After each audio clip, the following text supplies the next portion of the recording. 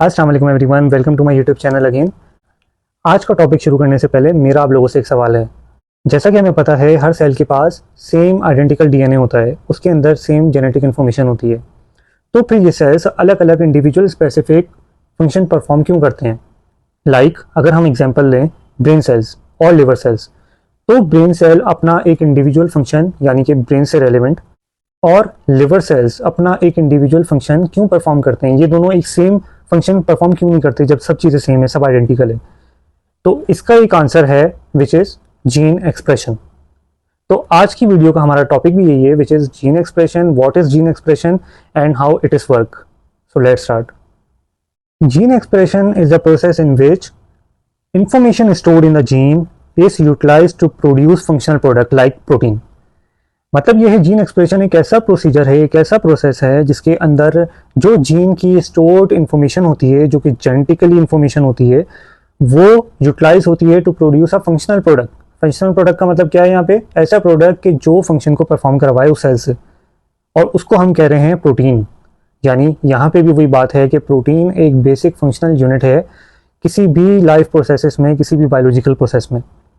अगर हम इसको विजुअलाइज करें तो DNA converted into RNA, RNA utilize that gene information and produce protein, and this protein, this functional product is responsible to make a function.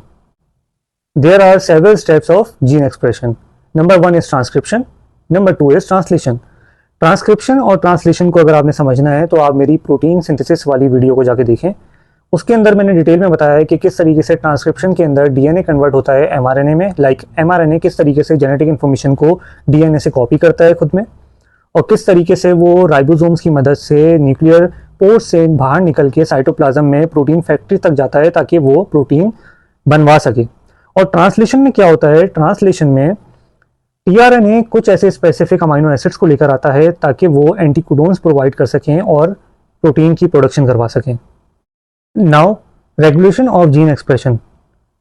Not every gene is active all the time, यानी gene हर वक्त active नहीं होते। उनको active कौन करवाता है? उनको cells activate करवाते हैं ताकि एक स्पेसिफिक प्रोटीन प्रोड्यूस करवा सकें। फॉर एग्जाम्पल, अगर हमें इंसुलिन चाहिए तो इंसुलिन कौन से ऑर्गन के सेल्स प्रोड्यूस करवाते हैं? We all know that pancreatic beta cells insulin की प्रोडक्शन करवाते हैं। So those pancreatic beta cells stimulates the production of insulin. अगर हम इसकी एक और एग्जांपल देखें तो हीमोग्लोबिन। हीमोग्लोबिन कौन प्रोड्यूस करवाता है? हीमोग्लोबिन प्रोड्यूस करवाते हैं हमारे RBCs, red blood cells. So RBCs are responsible to stimulate the haemoglobin. So this is a regulation of gene expression, यानी कि स्पेसिफिक प्रोडक्शन ऑफ प्रोटीन के लिए रेगुलेशन ऑफ जीन एक्सप्रेशन जरूरी है। हर जीन हर वक्त एक्टिव नहीं होता, उनको एक्टिवेट करवाया जाता है। Why gene expression is very important? Gene expression इसलिए इंपॉर्टेंट है क्योंकि ये बहुत सारी चीज़ों में आपकी हेल्प करता है, like growth and development, tissue repair, cell differentiation, और इसके अलावा responses to changes in environment. So there is very importance of this gene expression. और अगर ये जीन एक्सप्रेशन का प्रोसेस डिस्टर्ब हो जाए किसी भी वजह से, तो इसकी वजह से बहुत सारी डिजीजेस हो सकती हैं, like cancer and some other genetic disorders. So ये हमारा एक छोटा सा टॉपिक था जीन एक्सप्रेशन का, जो हमने कोशिश की कि समराइज वे में हम इसको समझ लें इस वीडियो के अंदर। तो अगर आप लोगों को ये जीन एक्सप्रेशन का कॉन्सेप्ट क्लियर हो तो वीडियो को लाइक कर दीजिएगा, मेरे चैनल को सब्सक्राइब कर दीजिएगा, और इस वीडियो को अपने दोस्तों के साथ भी शेयर कर दीजिएगा। Thank you so much.